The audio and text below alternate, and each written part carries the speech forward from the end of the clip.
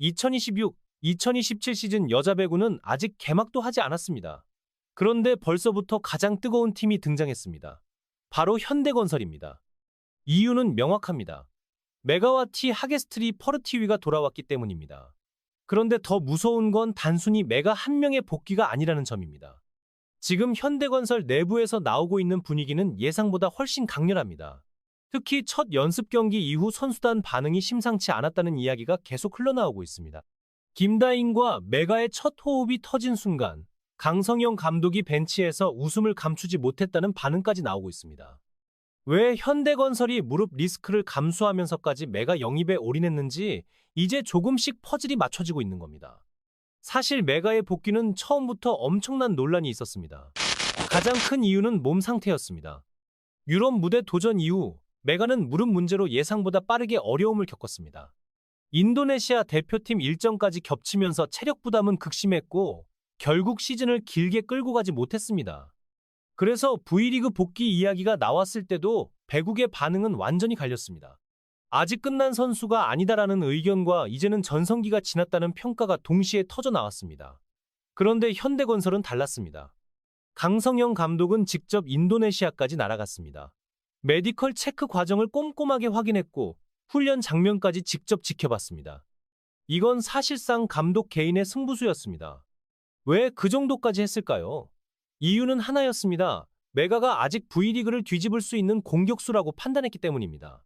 실제로 메가는 2024-2025 시즌 정관장 레드스파크스 시절 이미 리그 판도를 바꿔버린 선수였습니다. 당시만 해도 아시아 쿼터 공격수에 대한 편견은 분명 존재했습니다. 특히 동남아 선수에 대한 의심은 훨씬 심했습니다. 높이에서 밀린다. 수비가 약하다. 체력 유지가 어렵다. 이런 이야기들이 반복됐습니다. 그런데 메가는 가장 잔인한 방식으로 그 편견을 무너뜨렸습니다.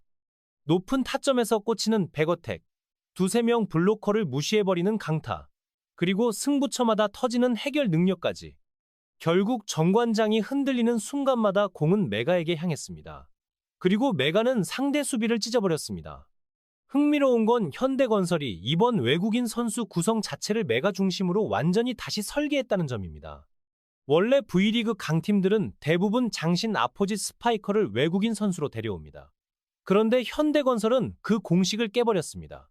체코 프라하 트라이아웃에서 선택한 선수는 조던 윌슨이었습니다. 그것도 아웃사이드 히터였습니다. 이 결정이 나오자 팬들 반응은 충격에 가까웠습니다. 왜냐하면 현대건설은 이미 양효진 은퇴 이후 높이 약점이 생긴 팀이었기 때문입니다. 그런데 거기서 더 장신 공격수를 포기하고 리시브형 윙 자원을 선택한 겁니다. 하지만 이 결정 안에는 굉장히 명확한 철학이 숨어 있습니다. 현대건설은 메가를 진짜 아포짓 스파이커로 활용하겠다는 뜻을 드러낸 겁니다. 조던 윌슨은 메가와 경쟁하는 선수가 아닙니다. 메가를 살리기 위한 선수에 가깝습니다. 강성영 감독이 계속 강조한 부분도 바로 기본기였습니다. 조던 윌슨은 압도적인 높이의 선수는 아닙니다. 하지만 수비와 리시브 안정감이 굉장히 뛰어나다는 평가를 받았습니다. 결국 현대건설은 메가에게 공격을 몰아주기 위해 주변 밸런스를 다시 설계한 겁니다. 여기서 가장 중요한 인물이 바로 김다인입니다. 지금 배구 팬들이 가장 기대하는 장면 역시 메가와 김다인의 조합입니다. 왜냐하면 김다인은 현재 V리그에서 가장 빠르고 과감한 토스를 구사하는 세터 중 하나이기 때문입니다. 그리고 메가는 빠른 템포 공격에서 가장 위력적인 공격수입니다. 실제로 첫 연습 경기 이후 가장 많이 나온 반응이 바로 이 부분이었습니다. 김다인이 낮고 빠르게 찔러주는 토스에 메가가 그대로 올라타 버리자 상대 블로킹이 반응조차 하지 못했다는 이야기입니다. 특히 메가 특유의 빠른 백어택 타이밍은 여전히 살아있었다는 평가가 나오고 있습니다. 현대건설 팬들이 더 흥분하는 이유는 공격 루트 자체가 과거보다 훨씬 다양해졌다는 점입니다. 예전 현대건설은 양효진 중심의 중앙 운영 비중이 굉장히 높았습니다. 하지만 지금은 완전히 달라졌습니다.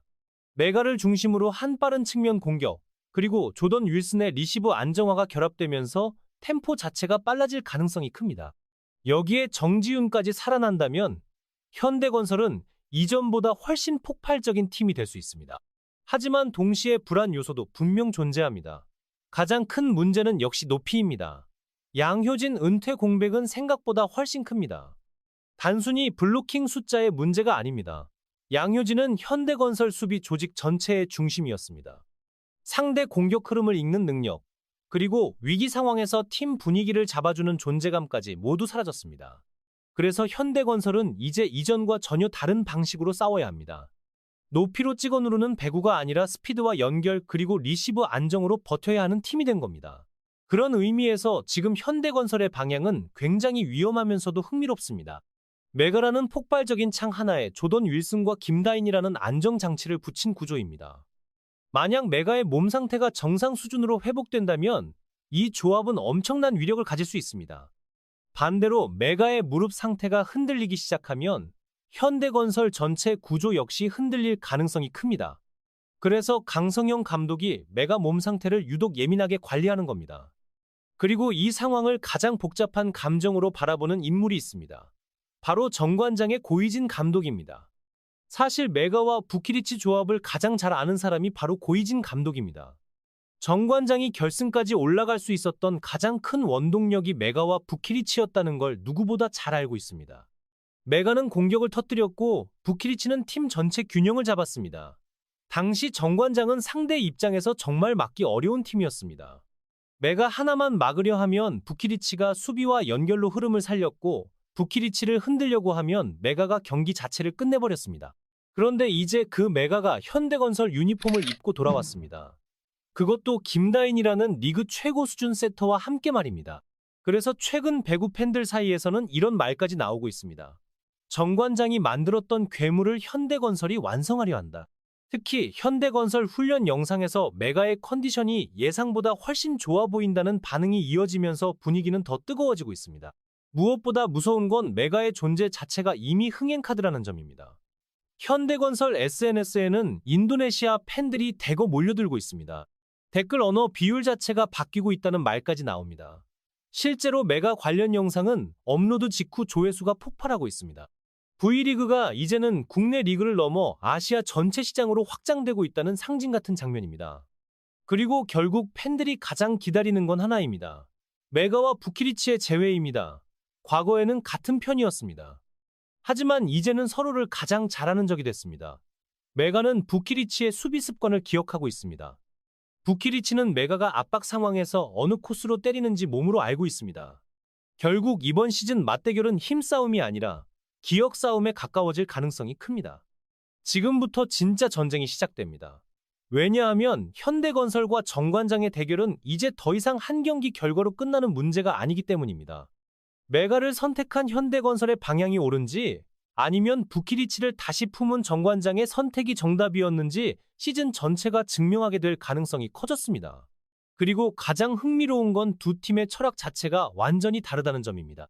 현대건설은 메가를 중심으로 폭발력을 극대화하려 하고 있습니다. 반면 정관장은 부키리치를 중심으로 다시 조직력 배구를 복원하려 합니다. 쉽게 말해 현대건설은 상대를 힘으로 찢어버리려는 팀이고 정관장은 상대를 질식시키려는 팀에 가깝습니다. 그래서 팬들이 이번 라이벌 구도에 더 열광하는 겁니다. 스타일 자체가 완전히 반대이기 때문입니다. 특히 메가와 김다인의 조합은 생각보다 훨씬 위험할 수 있습니다. 김다인은 원래 빠른 템포를 가장 잘 활용하는 세터입니다. 그리고 메가는 빠른 볼 처리에 굉장히 강한 공격수입니다. 실제로 정관장 시절에도 메가가 가장 위력적이었던 순간은 완벽하게 높게 올라온 오픈 공격보다 빠른 템포에서 상대 블로킹 타이밍을 무너뜨릴 때였습니다. 여기에 현대건설은 조던 윌슨이라는 안정적인 리시브 자원까지 붙였습니다. 결국 김다인이 흔들리지 않고 계속 빠른 공격 템포를 유지할 수 있는 구조를 만든 겁니다. 반대로 정관장은 부키리치를 중심으로 안정성을 선택했습니다. 그리고 이 선택 역시 굉장히 현실적입니다. 왜냐하면 정관장은 이미 메가가 빠진 뒤 어떤 문제가 생겼는지를 경험했기 때문입니다. 공격 결정력도 중요했지만 더 심각했던 건 연결 과정이 흔들렸다는 점이었습니다. 부키리치는 화려한 기록보다 경기 흐름 유지 능력이 훨씬 강한 선수입니다. 리시브가 흔들릴 때 가장 먼저 몸을 던지고 세터 연결이 꼬이면 직접 분위기를 정리합니다. 그래서 고이진 감독 입장에서는 가장 믿을 수 있는 카드가 결국 부키리치였던 겁니다. 그리고 지금 V리그 전체가 이 세 팀을 중심으로 다시 움직이고 있다는 것도 중요합니다. 디펜딩 챔피언 GS 칼텍스는 여전히 강력하고 흥국생명과 IBK기업은행 역시 전력 보강에 성공했습니다. 결국 이번 시즌은 단순한 우승 경쟁이 아닙니다. V리그가 어디까지 확장될 수 있는지를 보여주는 시즌이 될 가능성이 큽니다. 그리고 현대건설은 그 중심에 가장 과감하게 베팅한 팀입니다.